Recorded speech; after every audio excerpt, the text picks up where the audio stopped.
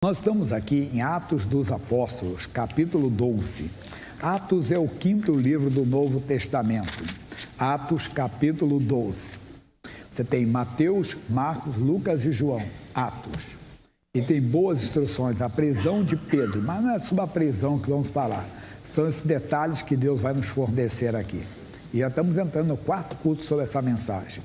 Por aquele mesmo tempo, o rei Herodes estendeu as mãos sobre alguns da igreja para os maltratar e matou a Tiago, irmão de João. Tiago era uma pessoa muito próxima do Senhor. A Bíblia mostra para nós, lá em Mateus capítulo 17, Marcos capítulo 9, que quando Jesus foi para o Monte da Transfiguração, onde ele se transfigurou diante dos seus discípulos, e eles viram a glória de Deus, quem é que estava lá? Exatamente João, Pedro e Tiago. Quando Jesus foi ressuscitar a filha de Jairo, ele não permitiu que mais algum dos seus discípulos entrasse, mais ninguém, a não ser João, Pedro e Tiago. Então, uma pessoa muito próxima, você vê, Tiago era uma pessoa muito próxima, mas perdeu a vida. Às vezes nós temos que olhar. Eu estava comentando com os pastores que eu estava vendo o canal, quem tem a nossa TV, tem o canal Show da Fé, o Show da Fé 1 e o Show da Fé 2. O Show da Fé 1 são cultos gravados aqui, mais de 20, 25 anos, até de quase 30 anos, desde a época da Júlia Mesquita, que começou em 95. Então, você vê 28 anos quase, 28 anos acho que começamos lá. Mas por que eu estou falando isso para você? Aí eu vejo ali algumas pessoas que não estão mais no nosso meio. Algumas realmente morreram, envelheceram, pandemia, tudo isso, acontece. Mas tem pessoas que morreram não fisicamente, morreram espiritualmente, se afastaram de Deus. Estão afastadas do Senhor, não estão vivendo mais na comunhão. E algumas outras, vamos ver, que elas estão presas, como Pedro foi preso. Vamos ver isso já já. Mas qual é a nossa mensagem? Daqui a pouco eu falo sobre isso. Continuando. E vendo que se agradara aos judeus religiosos, mandou prender também a Pedro, e era um dia dos asmos. Quer dizer, ele fez uma média, né? Agradou, já que ele estava agradando aqueles religiosos, quem é o chefe deles? Quem é o líder deles? O líder deles é o Pedro. Então vamos prender o Pedro. E prenderam o Pedro. E, havendo prendido, o encerrou na prisão, entregando a 4 quaternos de soldados, 4 grupos de 4, para que o guardasse, querendo apresentá-lo ao povo depois da Páscoa. Quer dizer, fazer uma festa dos judeus, vão lá apresentar o Pedro, eles vão ficar felizes. Pedro, pois, era guardado na prisão, mas a igreja fazia contínua oração por ele a Deus. A igreja acordou, a igreja despertou. Nós temos que acordar. O diabo está prendendo alguém dos nossos no álcool, nas drogas, na prostituição. As pessoas estão próximas de nós. Pessoas que estão presas na incredulidade, não conseguem crer, são ótimas pessoas. É um ótimo pai, é uma ótima mãe, é um ótimo filho, uma ótima filha, é um ótimo marido, uma ótima esposa. Mas nós temos que abrir os olhos, eles não são salvos, ainda não aceitaram Jesus. Se a igreja de Cristo não estiver movida de íntima compaixão por eles, não vai funcionar. A igreja acordou, acorda, igreja. Nós temos que ser constantes na oração. Quarta-feira, a Igreja da Graça se dedica à oração pela família. Não são todos que participam. Aí eu não tenho tempo, concordo. Tem gente que não tem condições de vir mesmo. Mas deveria de lutar, todos os dias em casa, orar. Perceba que aquelas pessoas estão próximas de você, pessoa que às vezes até dorme com você, a verdade é que se ela fechar os olhos, ela não vai para o céu. Ela não vai para o paraíso. Se hoje houver o arrebatamento da igreja, ela fica. Deus não mente. Ele diz que tem pessoas que não entrarão. E a igreja não está vendo esse perigo. E como aqui o Tiago perdeu a vida, tem gente perdendo. O que a igreja tem que fazer? Efésios, capítulo 5, carta de Paulo ao povo de Éfeso, são os Efésios. Capítulo 5, versículo 14. Pelo que diz, desperta, ó tu que dormes. Desperta, igreja. Ser constante na oração, ser vibrante na oração, ser guerreira, entenda, principalmente pela família. Porque nós temos uma missão, crer no Senhor Jesus Cristo, serás salvo, tu e a tua casa. Eu conto que quando o missionário era garoto, ele leu esse versículo, ele fez uma lista. Ele disse, Jesus, eu vim. O pai dele era desviado. do Evangelho, a mãe não era evangélica, os irmãos muito menos. Ele disse que apresentava a Deus citando os nomes, e eu comecei a fazer isso. E até hoje eu faço. Às vezes cito o nome, por exemplo, da família do meu pai, não pelo meu pai. Meu pai eu não oro por ele, meu pai tem quase 50 anos que já é falecido. Esse ano completa 48 anos. Não, eu não oro por ele. Mas quando eu oro, digo, Deus, a casa do meu pai, a família do meu pai, ele ainda tem irmã viva, eu tenho tia com quase 100 anos de idade, ele tem sobrinhos netos, entendeu? Eu tenho que orar, tenho que apresentar a Deus. Então nós devemos apresentar, mas de forma contínua, de forma constante, e às vezes não somos. De vez em quando nós lembramos e oramos por aquela pessoa. De vez em quando nós oramos, lembramos e oramos pelas autoridades, que a Bíblia diz que nós devemos de orar pelas autoridades. Verdade? Quando em 1972, começo dos anos 70, Richard Nixon caiu nos Estados Unidos, um escândalo. E ele então teve lá, entenda, a renúncia. E um pregador chorava aos pés do Senhor, dizendo, Senhor, nossa nação é conhecida como uma nação cristã, por que isso? E Deus fez ele lembrar quantas vezes, como se Deus perguntasse para ele, quantas vezes você orou pelo presidente? Ele disse para Deus, Deus, eu não lembro de ter orado, você é um dos culpados. Verdade. Paulo fala a Timóteo, primeira carta a Timóteo, capítulo 2, versículos 3, 4, 5. Olha o que diz. Porque isso é bom agradar diante do nosso Salvador. 4. Que quer que todos os homens se salvem e venham ao conhecimento da verdade. É profundo isso aqui para nós. Ele está dizendo, volta um pouquinho, por favor, versículo 2. Ele diz, versículo 1 para entendermos, desculpe. Admoeço, pois, antes de tudo, que se façam deprecações, orações, intercessões e ações de graça por todos os homens. 2. Pelos reis. Nós não temos reis, nós temos presidente, governador, né, prefeito, autoridade. E todos estão em eminência. Não estou falando que se você votou nele ou não votou, mas é dever nosso orar, irmão. Mas quando eu falo isso, eu sou até xingado, irmão. Não, eu tenho que orar, é meu dever. Eu não votei no presidente atual, não votei nele, mas é meu dever orar por ele. Porque ele é autoridade, entende? Eu tenho que orar. Não, no governador eu votei. Mas é meu dever orar. Mas não votei no prefeito, o prefeito entrou depois. Nós votamos no que saiu, que acabou falecendo. Né? Ou votei, outros não votaram. Mas é nosso dever. Aí as pessoas entram, ficam em discussões, brigas aqui. Você está desligado de Deus, irmão. Eu não estou falando de ideologia seguir. Nós temos que orar por todos os homens. A Bíblia diz, vamos falar isso na segunda parte, claramente que nós temos que ser testemunhas do Evangelho para todos os homens. A igreja tem que acordar. A igreja tem que estar desperta. Para quê? Capítulo Filipenses. Do lado de Efésios é Filipenses. Capítulo 2, versículo 5.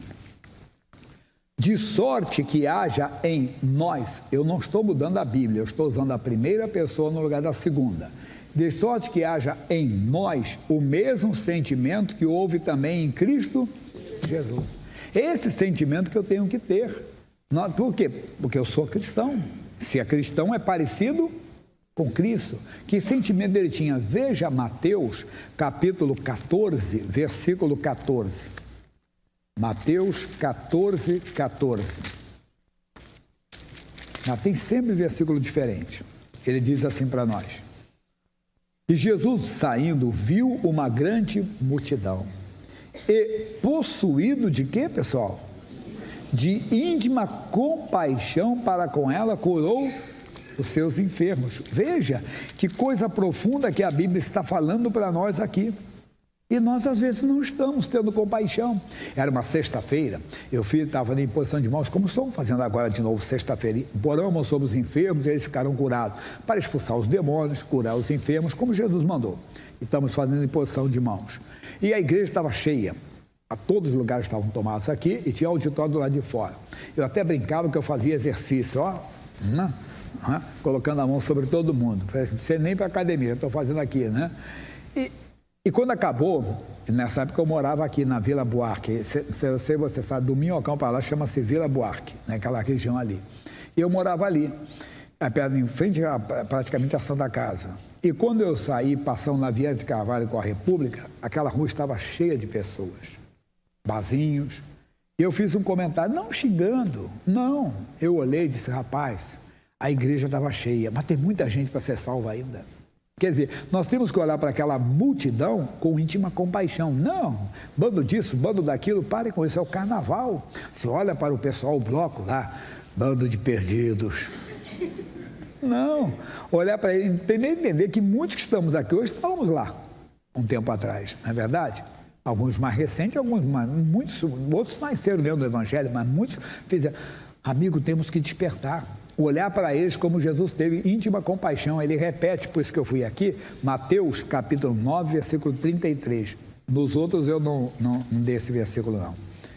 Ele diz, e vendo a multidão, teve grande compaixão deles, porque andavam desgarrados e errantes como ovelhas que não têm pastor, é o que estamos vendo.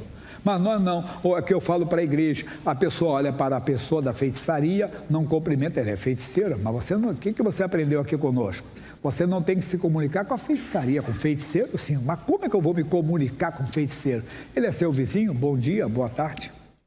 Ele é seu colega de trabalho, é a mesma coisa. Às vezes você senta no refeitório e quando ele senta você levanta, mas que negócio é esse, irmão? Não é porque eu sou crente, diz que você é bobo. Você perdeu a oportunidade de dar o testemunho. O amor abre as portas para o poder de Deus agir. O amor tem que estar presente. Se o amor não está presente, acabou. Você tem que olhar para as pessoas, não com olhar de ódio, olhar de amor.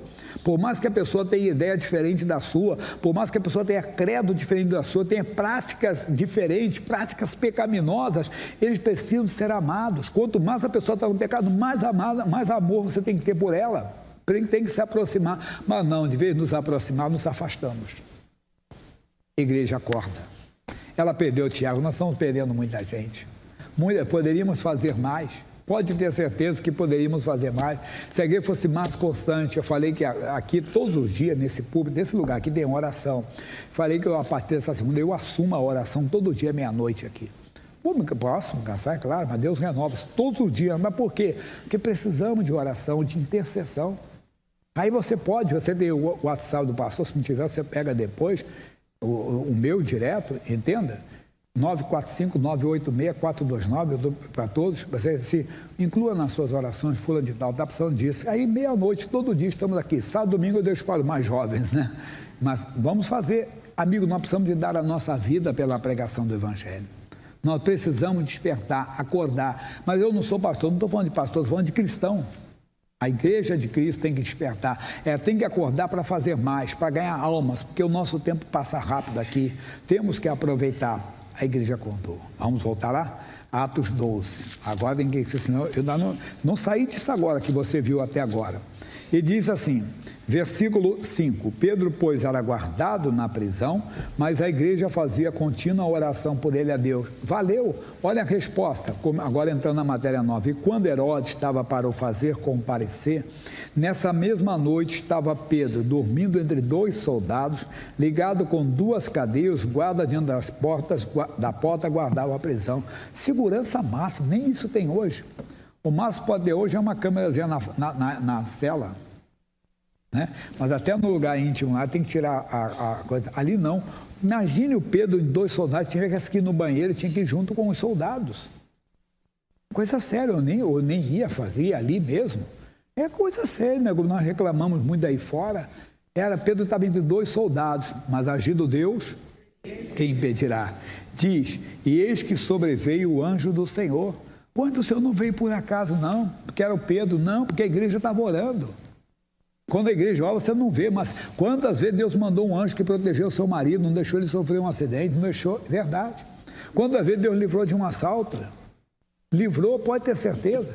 Deus livrou você da morte, você não sabe disso, porque a oração. Eu estou aqui, você está aqui porque alguém nos cercou com oração, e Deus colocou um anjo ao nosso redor para chegarmos até aqui.